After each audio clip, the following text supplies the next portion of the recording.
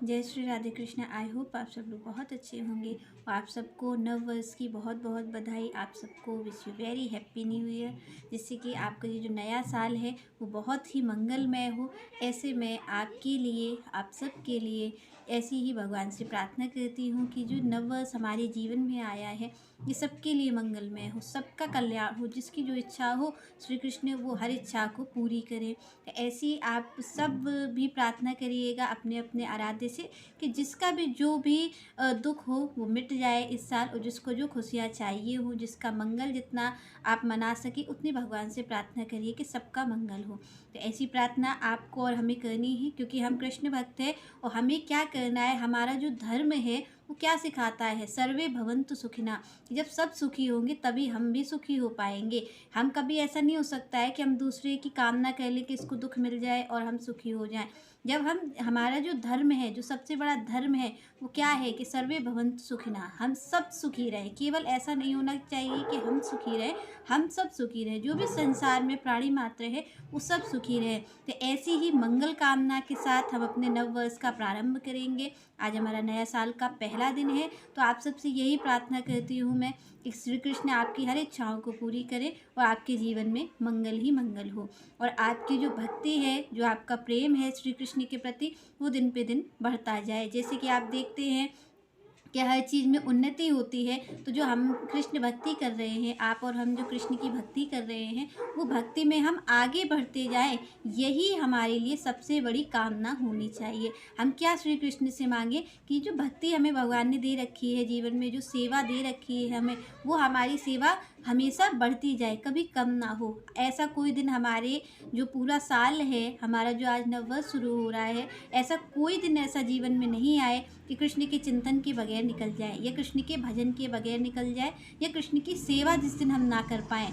तो आप आज नव वर्ष की शुरुआत कर रहे हैं, तो श्री कृष्ण से बस एक ही प्रार्थना करिएगा। अपने लिए अगर कुछ मांगना हो तो ये ही मांगिएगा भगवान से कि भगवान, क्या मांगना है भगवान से कि बस इतना कहिए कि अब प्रभु मुझ पे ऐसी कृपा करो, भगवान मुझ पर ऐसी कृपा करो कि मैं आपका भजन करूं, आपका ही भजन कीर्तन करता रहूं। ऐसे भगवान से प्रार्थना करिए। जैसे कि संत कहते हैं, भगवान से क्या कहते हैं कि अब प्रभु मुँह पे कृपा करो इह भांति, सब तज भजन करो दिन राति। कि अब किस तरीके भगवान से क्या याचना कर रहे हैं, सारे संत भक्त क्या याचना कर रहे हैं कि श्री कृष्ण आप हम पे इस भांति कृपा करिए कि सारी चीज़ों को छोड़ कर के मैं क्या करूं, मैं केवल आपका भजन ही करूं। इस तरह की कृपा हमें आपकी चाहिए, ये हमें चाहिए है। तो आपको भगवान से क्या मांगना है कि प्रभु अब इस तरह की कृपा हम पर करिए कि सारी चीज़ों को छोड़कर, क्योंकि हमारा मन कहीं और लगता ही है, हमारा मन भगवान की भक्ति में नहीं लगता है।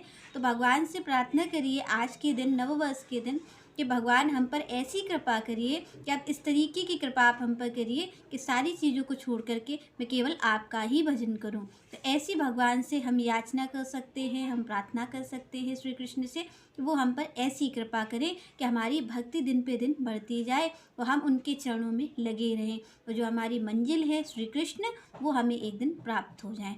तो आप सब श्री कृष्ण भक्तों के लिए बस यही है कि आपको भगवान से अपने लिए तो यही मांगना है और बाकी सबका मंगल ही चाहना है। तो ऐसे नववर्ष की शुरुआत हम करेंगे और आपको एक संकल्प के साथ नववर्ष की शुरुआत करनी है कि आपके जीवन का एक भी दिन ऐसा नहीं हो जिस दिन आप भगवान का चिंतन ना करें। हो सकता है किसी दिन आप सेवा कर पाएंगे, किसी दिन आप सेवा नहीं कर पाएंगे, किसी दिन आप भजन कर पाएंगे, किसी दिन नहीं कर पाएंगे, पर ऐसा नहीं होना चाहिए कि किसी दिन आप भगवान का चिंतन नहीं करते या किसी दिन आप सत्संग नहीं करते। चाहे भले भगवान की एक दिन आप सेवा मत करिए, हो सकता है आपका कुछ नहीं बिगड़ेगा, पर अगर आपने एक दिन सत्संग नहीं किया तो सत्संग आपको विशेष रूप से करना है कि सत्संग तो होना ही होना है। क्योंकि ये जो आप भगवान से मांग रहे हैं कि सब तज भजन करूं दिन राति, तो ये कब होगा, कब आप सब कुछ तज पाएंगे, जब आप सत्संग को जीवन में रखेंगे। तो आपको भगवान से बस एक ही प्रार्थना करनी है और अपनी तरफ से ईमानदारी से प्रयास करना है कि एक भी दिन हमारा सत्संग नहीं छूटे। हमें सत्संग करना है, चाहे एक दिन सेवा छूट जाए चल जाएगा, एक दिन आपका भजन नहीं हो चल जाएगा, पर एक दिन आपका सत्संग नहीं हो वो नहीं चलेगा।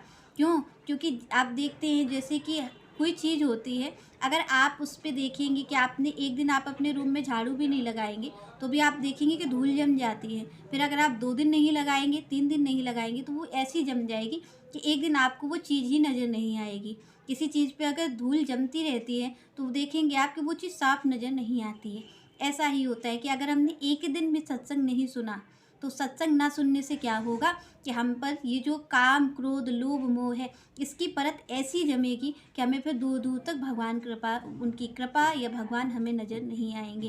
तो आपको कोशिश करना है कि ये आप जानते हैं कि धूल तो रोज़ ही उड़ती है, आप देखते होंगे। आप और हम अपने घर की सफाई क्यों करते हैं रोज़? क्यों रोज़ झाड़ू लगाई जाती? ऐसा तो नहीं करते कि आज लगा दी, अब 1 महीने बाद लगाएँगे। ऐसा तो नहीं होता। हम रोज़ झाड़ू लगाते हैं। क्यों झाड़ू लगाते हैं रोज़? इसलिए लगाते हैं कि हमारे घर में धूल मिट्टी नहीं जमे। क्योंकि आप देखते हैं हवा तो चल रही है, हवा को तो आप रोक नहीं सकते, तो हवा तो चल रही है, धूल मिट्टी आपके घर होगा। तो हमारे पास उपाय क्या है? हमारे पास उपाय है साफ-सफाई, कि हम झाड़ू लगा देंगे और अपने घर को साफ कर देंगे। इसी तरीके काम, क्रोध, लोभ, मोह, ये जो 4 चीज़ें हैं, इन्हें हम रोक तो नहीं सकते, इन्हें हम मिटा तो नहीं सकते, ये तो अपना काम करेंगे, पर हमें भी अपना काम करना है सत्संग करने का। क्योंकि जो सत्संग है, ये जो लोभ मोह की जो परत जमती है, जो धूल जमती है, उसकी सफाई कौन करता है? सत्संग करता है। सत्संग ही हमारे जीवन में भगवान और हमारे बीच क्या अंतर है? भगवान और हम, जीव और भगवान हमेशा सामने रहते हैं, और क्यों नहीं दिखाई पड़ते? क्योंकि जो परत जमी हुई है, जो धूल मिट्टी की परत जम गई है बीच में, उससे भगवान हमें नज़र नहीं आते हैं साफ, क्योंकि वो धूल मिट्टी की जम गई है परत, वो हमें देखने नहीं देती। तो क्या होगा, जब हम रोज़ सत्संग करेंगे, रोज़ सफाई करेंगे, तो क्या होगा, हमारा मन एक दिन साफ़ हो जाएगा, और साफ़ होने पर हमें अपने अंदर ही श्री कृष्ण नज़र आने लग जाएंगे, हमें उनकी छवि नज़र आने लग जाएगी। क्योंकि आपने देखा होगा कई ऐसे संत हुए हैं जिन्होंने कभी बाहर देखा ही नहीं, अंदर ही भगवान की लीला का चिंतन किया है। आप जानते हैं सूरदास जी थे, उन्हें दिखाई नहीं पड़ता था, उसके बाद भी वो क्या श्री कृष्ण पहनते हैं, क्या श्री कृष्ण का श्रृंगार आज हुआ है, वो सारी लीला का वर्णन कर देते थे। तो कैसे करते थे? क्योंकि वो श्री कृष्ण जो बाहर थे, वो उनके अंदर भी नजर आने लग जाते थे। तो कैसे होता है ये तब होता है जब हमारी जो अंदर धूल मिट्टी की परत जमी है, जब वो हट जाएगी, तो फिर हमें भगवान की मूरत नज़र आने लग जाएगी, भगवान हमारे अंदर ही प्रत्यक्ष नज़र आने लग जाएंगे। तो हमें क्या करना है कि हमें सत्संग करना है। ऐसा संकल्प लीजिए कि एक दिन सेवा नहीं होगी, चल जाएगा, पर हमें सत्संग ज़रूर सुनना है। सत्संग के बगैर आपका एक दिन भी नहीं निकले, क्योंकि अगर आपने एक दिन भी सत्संग नहीं सुना, तो आपका अंदर का हाल वैसा ही होगा जैसे आप एक दिन घर पे झाड़ू नहीं लगाओ, साफ़ सफाई नहीं करो, तो आप देखते होगे कि घर कैसा हो जाता है। तो इसीलिए आपसे मैं कह रही हूँ कि आपको सत्संग सुनना है। सत्संग से क्या होगा कि आपका मन साफ बना रहेगा। आप ऊपर पूजा नहीं कर रहे, कोई बात नहीं, पर मन साफ होगा तो भगवान तो आपके अंदर ही हैं, तो आपको कहीं जाने की ज़रूरत नहीं है। इसलिए सत्संग करिए, जिससे कि आपके मन की सफाई होती रहे, और उस पर 1 मिनट भी धूल नहीं जमनी चाहिए। ऐसा नहीं होना चाहिए कि उस पर धूल जम गई। जैसे ही आपकी धूल जमेगी, आप देखेंगे कि आप सत्संग सुनते हैं, अगर आपने एक दिन सत्संग नहीं सुना, तो ये काम, क्रोध, लोभ, मोह आपकी ऐसी परत जमाएंगे कि आप, हो सकता है कि 4-5 दिन, 8-10 दिन सुने ही ना सत्संग। तो यहाँ पर ऐसी गलती नहीं करनी है। कुछ भी हो, आपको सत्संग सुनना ही सुनना है। एक भी दिन सत्संग के बगैर नहीं गुजरे, संतों के संग के बगैर नहीं गुजरे। तो चलिए, नेक्स्ट चर्चा हम नेक्स्ट वीडियो में करेंगे, और आपको नए साल की दोबारा से बहुत बहुत बधाई हो, और आपके जीवन में मंगल ही मंगल हो, ऐसी हमारी प्रार्थना है।